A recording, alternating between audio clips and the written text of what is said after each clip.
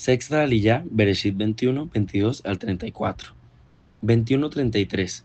Y plantó un tamarisco en Beersheba y allí invocó el nombre de Hashem, el Dios eterno. Discutieron los rabinos Rab y Shamuel sobre el significado de la palabra Eshel, traducida aquí como tamarisco. Uno dijo que se trataba de un huerto, del cual se ofrecieron los frutos a los viajeros durante su comida, y el otro dijo que se trataba de un albergue para poder recibir a los transeúntes y donde habían muchos árboles frutales. Lo cierto fue que este lugar se convirtió en un centro de proclamación del nombre del Eterno. Según el Midrash, Abraham invitaba a los que se pasaban para que comieran y se los confortara gratis. Después de haber comido les decía: vengan y bendigamos al Rey Altísimo y Santo, aquel que de lo suyo ustedes han comido. Les explicaba que no habían comido de su comida, sino de aquel que habló y el mundo fue creado. Así, Abraham ganó muchas almas para el reino. Dios eterno, en hebreo, el Olam, él significa poderoso. Olam significa eternidad, siempre, futuro, universo, larga duración, tiempo indefinido, hace mucho y mundo. Bereshit 21:34. Y peregrinó Abraham en la tierra de los filisteos por muchos días. Muestra Rashi, estuvo allí por lo menos 26 años. Esto implica que Yitzhak tendría más de 30 años cuando iba a ser sacrificado. Séptima Aliyah, Bereshit 22, 1 al 19. 22:1 dice: aconteció que después de estas cosas, Dios probó a Abraham y le dijo: Abraham. Y él respondió: heme aquí. Fue el Altísimo quien probó a Abraham según su atributo de justicia. Por eso usa el nombre de Elohim aquí. Esta es la 10ª prueba para nuestro padre Abraham. Esta es la última y la definitiva para perfeccionar su fe. Santiago 2:22 dice: ya ves que la fe actuaba juntamente con sus obras, y como resultado de las obras, la fe fue perfeccionada. Así que la fe de Abraham fue perfeccionada por medio de esta prueba en el sentido de llegar a su máximo potencial. Después de esta prueba, la confianza de Abraham llegó a un nivel que no necesitaba más pruebas, había alcanzado su meta. La palabra hebrea para prueba también significa tentación. Aunque la misma palabra es usada para los dos significados, hay una gran diferencia entre una cosa y otra. El propósito detrás del acto determina si es una prueba o una tentación. Si el propósito es hacer que la persona caiga en desgracia, eso es una tentación. El Eterno no puede tentar a nadie. Santiago 1:13-15 dice: que nadie diga cuando es tentado: soy tentado por Dios, porque Dios no puede ser tentado por el mal y él mismo no tienta a nadie, sino que cada uno es tentado cuando es llevado y seducido por su propia pasión. Después, cuando la pasión ha concebido, da a luz el pecado, y cuando el pecado es consumado, engendra la muerte. Si el propósito es hacer que la persona suba a un nivel más alto, eso es una prueba. El propósito de la prueba es elevar a la persona. Cuando uno ha pasado la prueba, tiene siempre una gran recompensa. La recompensa mayor es que el ser humano puede recibir es un carácter aprobado. Santiago 1:2-4 dice: tened por sumo gozo, hermanos míos, el que os halléis en diversas pruebas, sabiendo que la prueba de vuestra fe produce paciencia, y que la paciencia tenga su perfecto resultado, para que seáis perfectos y completos sin que os falte nada. Si una persona no pasa la prueba que el Eterno le pone, tiene dos opciones: hacer la prueba una y otra vez hasta que la pase, o finalmente ser eliminado. Esto sucedió con la mayoría de los hijos de Israel que salieron de Mizrayim. Suspendieron la prueba 10 veces y por eso no pudieron subir al nivel superior que el Eterno había preparado para ellos en la tierra prometida. Así que si estamos en una prueba en estos momentos, no nos quejemos, sino pongamos nuestra confianza en el Eterno y sus promesas y llegaremos a un nivel superior en su reino y nuestro carácter será semejante al de su Hijo. Romanos 8:29. Porque a los de que antemano conoció, también los predestinó a ser hechos conforme a la imagen de su Hijo, para que Él sea el primogénito entre muchos hermanos.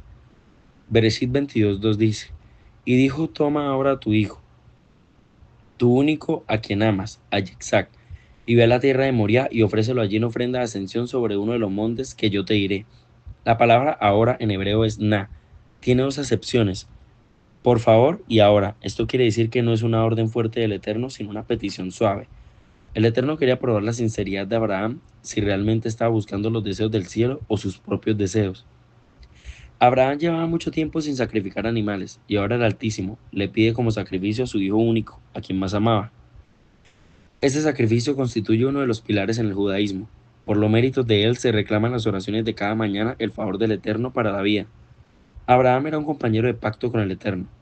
El Eterno necesitaba la obediencia total de Abraham para poder cumplir sus propósitos en su vida y producir por medio de él aquella simiente de mujer que había sido prometida a Adán y Jabá.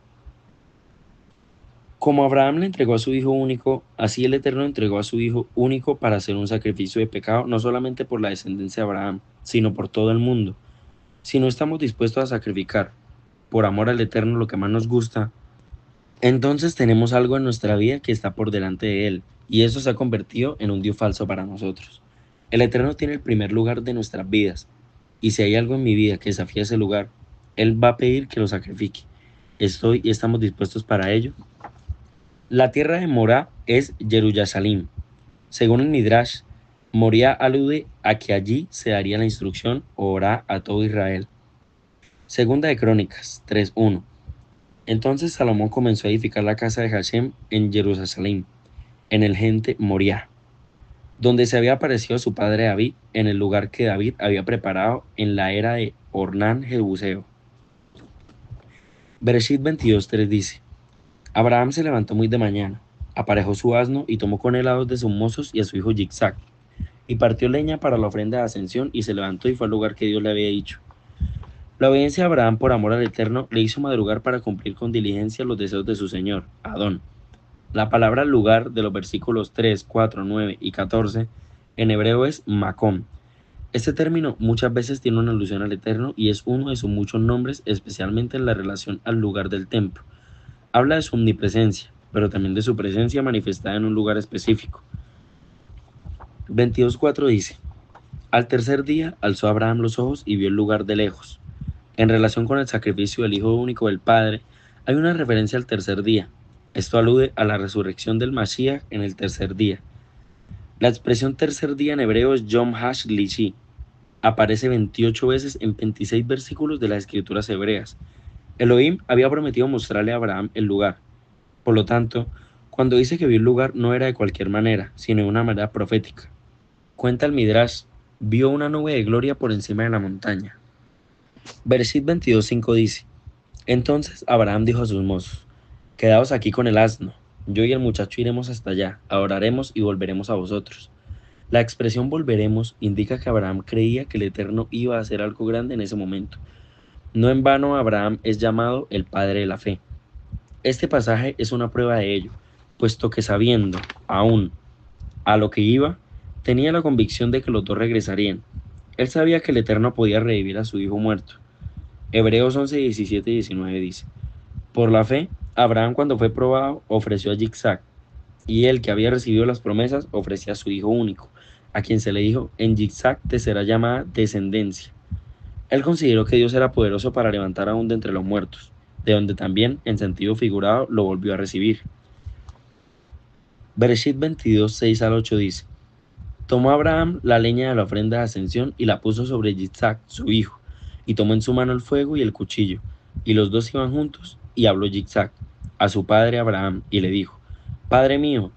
Él respondió: Heme aquí, hijo mío, y dijo: Aquí están el fuego y la leña, pero ¿dónde está el cordero para la ofrenda de ascensión? Y Abraham respondió: Dios proveerá para sí el cordero para la ofrenda de ascensión, hijo mío. Y los dos iban juntos. En la enseñanza tradicional hemos conocido ese pasaje únicamente como la prueba de fe que el Eterno hizo a Abraham, y es exactamente lo que la Escritura dice, pero pocas veces hemos visto la profecía detrás de la prueba, la profecía mesiánica más importante acerca de la redención de Yeshua para nosotros. Para comprender mejor la profecía, estudiemos los siguientes puntos. Verso 2. ¿Recuerdas algún famoso verso de los evangelios? Verso 2. Monte Moriah. Verso 2. Ofrenda encendida. Verso 4. En el tercer día. Verso 6. Puso el madero sobre su hijo. Verso 8. Elohim Yahweh se proveerá a sí mismo como holocausto. Verso 8. Puso a su hijo en el altar sobre el madero, la leña. Verso 11. El ángel de Yahweh. Verso 13. Un carnero. Verso 13. Trabado en las zarzas por su cuerno. Verso 13. Cuernos. Verso 18. En tu simiente serán benditas todas las naciones de la tierra. El Eterno dice a Abraham: Toma a tu hijo único. ¿Era Zikzag el único hijo de Abraham? Sin embargo, en 3 ocasiones diferentes el Eterno pronuncia las mismas palabras: tu hijo, tu único hijo. El Eterno nos proveyó como holocausto su hijo, su único hijo. Juan 3:16 dice: Porque de tal manera amó Dios al mundo que daba a su Hijo unigénito para que todo aquel que en él cree no se pierda más, tenga vida eterna. La palabra es circular, no lineal. En cada evento del pasado existe una enseñanza profética para eventos del futuro. El templo de Jerusalén fue construido en el monte Moriah, segunda de Crónicas 3:1. Yeshua se presentó a sí mismo como ofrenda al Padre. En el tercer día resucitó entre los muertos. El madero fue transportado por el mismo Yeshua. El Eterno se proveyó a sí mismo como cordero. Las palabras de Abraham en la versión hebrea de Génesis, Bereshit 22:8. Yahweh se proveerá a sí mismo como ofrenda encendida. Yeshua murió en el altar de la vaca bermeja, atado a un madero. Yeshua es llamado en las escrituras el ángel de Yahweh. Yeshua fue llamado el cordero de Yahweh. Yeshua tenía en su cabeza una corona de espinas. Los cuernos son símbolo de poder. Todo poder está en manos de Yeshua. Yeshua es la simiente de bendición. Entonces Abraham volvió a sus mozos. ¿Y dónde está Yitzhak? Él desaparece de la escena del relato de la Torá y no aparece de nuevo hasta que su prometida Rivka esté lista. De la misma manera, Yeshua fue escondido del mundo después de su muerte y resurrección, y no será visto hasta que su novia está sin mancha ni arruga ni cosa semejante, lista para las bodas del Cordero.